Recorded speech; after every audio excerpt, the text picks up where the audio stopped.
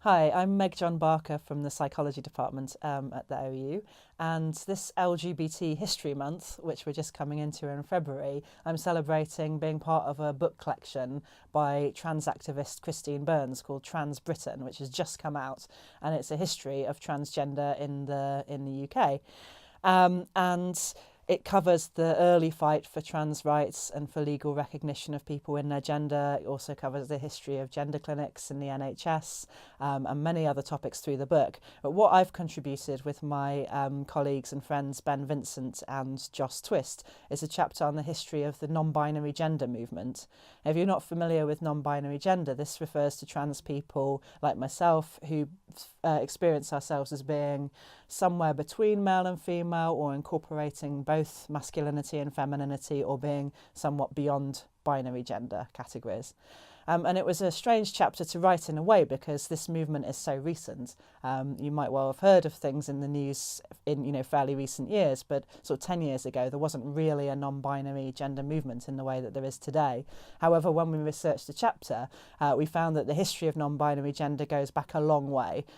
So in fact, it's understanding gender in this really binary way where you just have men and women and they're kind of seen as the opposite of each other is quite a new thing historically. And globally, many cultures for centuries haven't understood gender in that way, and they've maybe understood it as like there's one gender, or there's three genders, or five genders, or just the meanings ascribed to masculinity and femininity very different to what we have at the moment in kind of Western culture. Also, back in the 60s and 70s, a lot of feminists were talking about non-binary genders, but not using that kind of language for it. So you have Marge Piercy, who wrote a book called Woman on the Edge of Time, which imagines a future where gender just isn't seen as an important aspect of a person. And also psychologists like Sandra Bem, who were studying androgyny back in that time.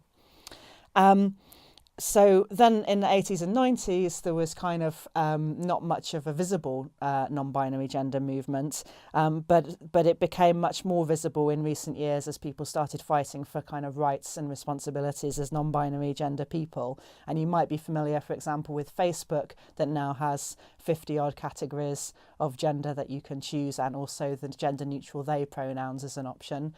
And TV shows like Billions, which has a non-binary character played by a non-binary person. But there has been a massive backlash against a lot of the strides that trans and non-binary people have made in recent years. And so again, you might be familiar with the kind of idea of the transgender moral panic of 2007, where there's been a lot of negative news reporting about trans and non-binary as trendy or as dangerous, particularly to children. And if you're interested in this, I wrote a piece for The Conversation about the trans moral panic, so you can read more about it there.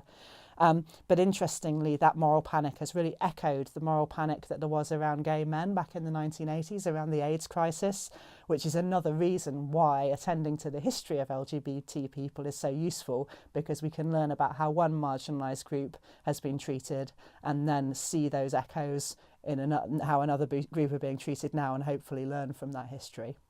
Thank you.